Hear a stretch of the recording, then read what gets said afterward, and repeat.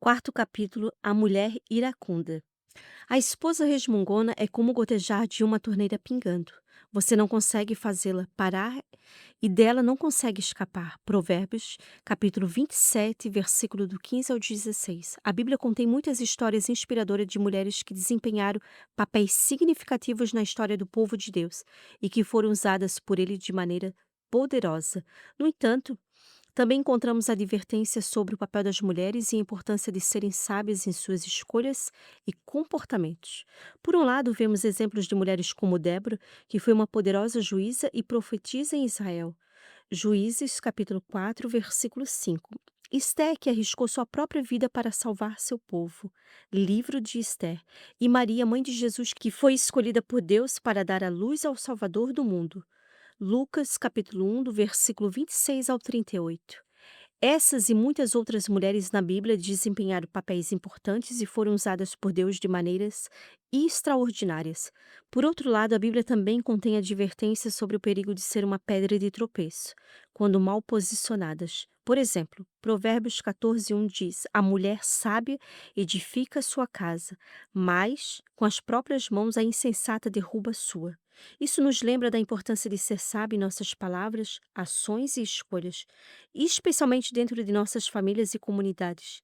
Além disso, encontramos instruções sobre o papel das mulheres no contexto do casamento e da família, como Efésios, no capítulo 5, do versículo 22 ao 24, onde é dito: Mulheres, sujeite-se cada uma ao seu marido, como ao Senhor, pois o marido é o cabeça da mulher, como também Cristo é o cabeça da igreja, que é o seu corpo, do qual ele é o Salvador. Assim como a igreja está sujeita a Cristo, também as mulheres estejam tudo sujeita aos seus maridos. É importante notar que esses ensinamentos devem ser entendidos dentro do seu contexto cultural e histórico, e que não devem ser usados para justificar a opressão ou a subjugação das mulheres. Em vez disso, devemos interpretá-los à luz do amor, da justiça e da igualdade, que são ensinados em toda a Bíblia. Em resumo, a Bíblia contém tanto exemplos inspiradores de mulheres que foram usadas por Deus de maneiras poderosas, quanto advertência sobre o perigo de ser uma pedra de tropeço, quando do mal posicionadas. Devemos buscar ser sábias em todas as áreas de nossas vidas, seguindo o exemplo de mulheres piedosas da Bíblia e buscando a orientação de Deus em todas as nossas escolhas e decisões. Quando eu li a parábola das 10 virgens, eu ficava pensando qual delas eu era. Mas com o tempo percebi que dentro de mim habita as duas. Depende de como me posiciono, de como me comporto e, acima de tudo, como sou quando abro a boca. A linha entre a sabedoria e tolice é realmente muito fina, e a Bíblia nos adverte sobre a importância de escolhermos nossas palavras com cuidado e de sermos sábios em nossas interações com os outros. Até o tolo, quando se cala, é considerado sábio. Quando ele fecha os lábios, é estimado prudente. Provérbios capítulo 17, versículo 28. Isso nos lembra da importância de pensar antes de falar e de sermos cuidadosos com nossas palavras. Nela contém muitos outros ensinamentos sobre a importância de sermos sábios em nossa maneira de agir e nos comunicar. Por exemplo, aquele que guarda sua boca guarda sua vida, mas aquele que fala demais acaba se arruinando. Provérbios capítulo 13, versículo 3. A resposta calma desvia a fúria, mas a palavra ríspida desperta a ira. Provérbios, capítulo 15, versículo 1. Meus amados irmãos, tenham isto em mente. Sejam todos prontos para ouvir, tardios para falar e tardios para irar-se. Tiago, capítulo 1, versículo 19. A importância de sermos cautelosos com nossas palavras e de nos esforçarmos para sermos sábios em nossas interações como nosso cônjuge. Em vez de falar impulsivamente ou de forma descuidada, devemos procurar pensar antes de falar, ouvir com atenção e responder com gentileza e sabedoria. Ao seguirmos esses princípios, podemos evitar muitos conflitos e mal-entendidos e sermos uma influência positiva na vida daqueles ao nosso redor. Que possamos buscar a sabedoria de Deus em todas as nossas palavras e ações e, dessa forma, honrá-lo em tudo o que fazemos. Percebo que sou tola quando faço comentários desnecessários no carro ao dirigir, pois estou sendo observada por meus filhos que amanhã poderão reproduzir o mesmo padrão de impaciência. Mas também não sou tolo o tempo todo. Há momentos em que a língua coça para falar, mas o Espírito Santo vem e diz: quietinha, sou eu quem te justifico. Escrevendo essas palavras, eu estou pensando quem indicaria meu livro para uma amiga se a autora é tão imperfeita. Mas o Senhor me fez assim. Não sou uma capa, sou gente como você, feita de carne e osso, e isso me faz vulnerável. E essa beleza da vida com Deus, ele usa os que não são para confundir os que são, ou acham que são alguma coisa. Grifo da autora. Lembre-se de quem vocês eram quando foram chamados para esta vida. Todos nós cometemos erros e dizemos coisas que não deveríamos de vez em quando. Não vejo entre vocês muitos representantes da elite intelectual, nem cidadãos influentes, nem muitas famílias da alta sociedade. Não é óbvio que Deus deliberadamente escolheu homens e mulheres que a sociedade despreza, explora e abusa? Não é óbvio que ele escolheu gente do tipo Zé Ninguém para desmascarar as pretensões vãs dos que se julgam importantes? Fica claro que nenhum de vocês pode contar vantagens diante de Deus. Tudo o que temos, cabeça no lugar, vida correta, pecados perdoados e novo início, vem de Deus por meio de Jesus Cristo. Daí o ditado: se alguém se orgulha, que se orgulhe por causa de Deus. 1 Coríntios capítulo 1, versículo do 26 ao 31. Se Deus pode transformar alguém como eu e ainda investe tempo em mim todos os dias, Ele também pode fazer em vocês e através de você. Quando Deus colocou esse tema em meu coração, pensei sobre o que de fato eu escreveria e confesso que estou sendo ministrada todos os dias. Poderia dizer que estou sendo descortinada. Deus tem me mostrado para mim mesma que aquela pessoa que aparentemente é mais observadora não é necessariamente de poucas palavras. Há alguns dias fui a uma igreja e o pastor me entregou uma revelação na qual ele deu até mesmo a data do início de uma série de acontecimentos que mudariam minha vida e a vida de muitos para sempre. Ele disse que o diabo estava tentando repetir o padrão, repetir a mesma história que me fez optar por um caminho no qual Deus não estava. Escolhas erradas que alteraram a vida de tantas pessoas, mais do que eu achei que fosse possível.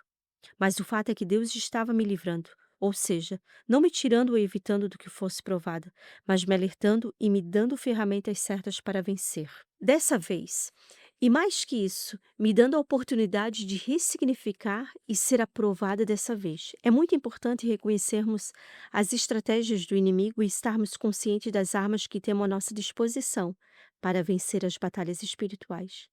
A palavra de Deus é realmente uma arma poderosa que temos para enfrentar as investidas do inimigo. Tome um capacete da salvação e a espada do Espírito, que é a palavra de Deus. Efésios capítulo 6, versículo 17.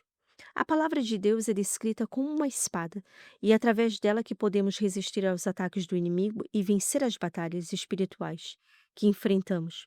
Quando enfrentamos momentos de dificuldades, tentação ou conflito, podemos recorrer à palavra de Deus para encontrar conforto, orientação e força. Ela nos lembra que somos em Cristo, nos fortalece nossa fé e nos capacita a resistir aos ataques do inimigo. Além disso, a sabedoria de saber quando falar e quando ficar em silêncio também é uma arma poderosa que temos. Que possamos continuar a confiar na palavra de Deus como nossa principal arma contra os ataques do inimigo e que possamos aprender a usar sabiamente nossas palavras e nossa ausência de palavras para a glória de Deus e para o nosso bem e o bem daqueles ao nosso redor.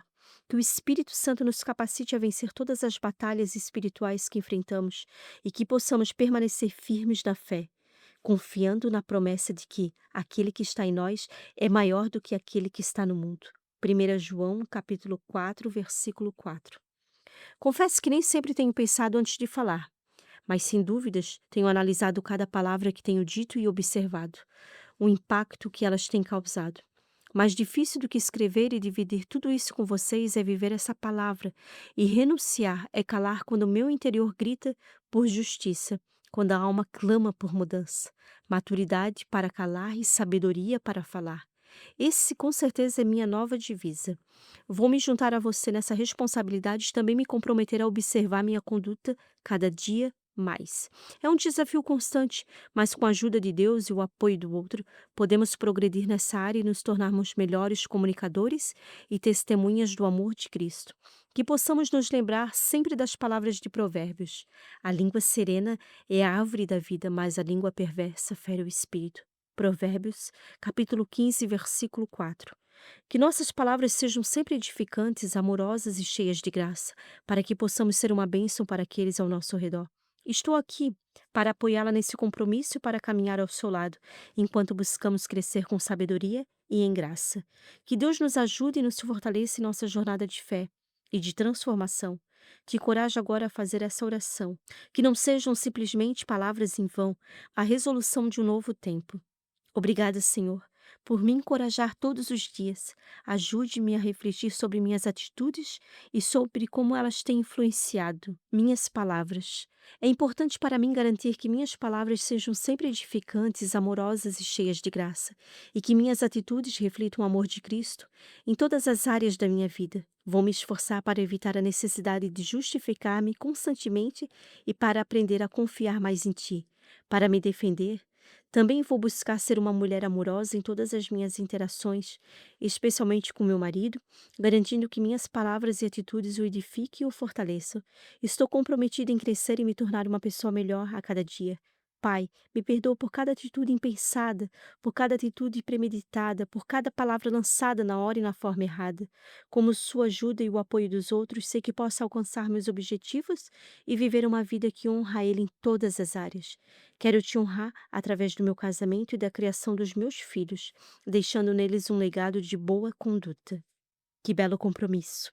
É inspirador ver sua determinação em honrar a Deus em todas as áreas da sua vida, especialmente em seu casamento e na criação de seus filhos. Deixar um legado de boa conduta para seus filhos é um dos maiores presentes que você pode oferecer a eles, ao viver uma vida de integridade, amor e fé. Você está construindo alicerces sólidos que irão influenciar não apenas a vida deles, mas também as gerações futuras. Que Deus a capacite e a fortaleça em seu compromisso de honrá-lo, em seu casamento e na criação de seus filhos. Todos nós cometemos erros e dizemos coisas que não deveríamos de vez em quando. O importante é reconhecer nossos erros, pedir perdão quando necessário e buscar crescer e aprender com nossas experiências. É admirável sua disposição em se tornar uma pessoa melhor a cada dia. A jornada de crescimento pessoal e espiritual é contínua, e cada passo que damos nos aproxima mais do nosso objetivo de nos tornarmos a melhor versão de nós mesmos.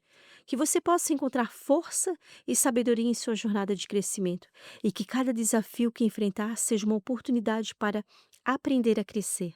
Antes de terminar esse capítulo, quero dividir com você mais uma pérola feita por mim no decorrer do caminho. Esse processo de aprender a ser uma mulher prudente e saber o momento certo de falar já mudei muito, mas também já deixei muito a desejar. Em meu primeiro casamento, eu me casei muito nova e tive que aprender somente com Deus, pois me faltava uma referência de mulher de Deus como exemplo. Lembro de uma vez que estávamos discutindo por algum motivo e eu perdi o time, a noção de onde terminava meu limite e começava o de outro. Eu comecei a falar literalmente com uma goteira e deixei meu marido muito irritado. Lembro-me que em dado momento ele deu um soco na porta que acabou quebrando a vista da porta. Creio que aquele soco era para mim, e Deus, apesar de eu não merecer, acabou me livrando. O susto foi tão grande que eu me calei. Meu ego indomável queria continuar falando, mas o medo não deixava. Eu literalmente fiquei sem palavras com susto. É claro que ele nunca soube disso. Não por minha boca, é claro, mas naquele dia eu aprendi as duras penas que tudo na vida tem um limite. Tem um momento certo em que você tem que virar a chave e aprender, escolher entre ser sábia ou tola. E o quebrado naquela maneira da vista da porta me lembrava toda vez que eu ouvia, que eu não queria mais ser aquela mulher iracunda, tempestuosa e sem noção, que agia como uma nécia, mas que eu precisava buscar sabedoria diariamente. Na maioria das vezes, perdemos nossa dracma. Lucas, capítulo 15, versículo do 8 ao 10. Dentro de casa, pois é nesse ambiente que estamos desarmadas e não precisamos impressionar ninguém. O problema é que esquecemos que nossa família é quem mais precisa que sejamos um exemplo de vida com Deus. Enganosa é a beleza e vã a formosura, mas a mulher que teme ao Senhor, essa sim será louvada. Provérbios, capítulo 31, versículo 30. Sei que tudo o que ele fez e faz na minha vida pode fazer na sua também. Sou um exemplo vivo de suas misericórdias. Então não importa sua conduta até aqui. Siga seu compromisso, crendo que ele fará na sua vida infinitamente mais do que você espera. Que você seja uma luz brilhante em seu lar, refletindo o amor e a graça de Cristo em tudo o que faz. Estou ansiosa para ver o incrível progresso que você fará.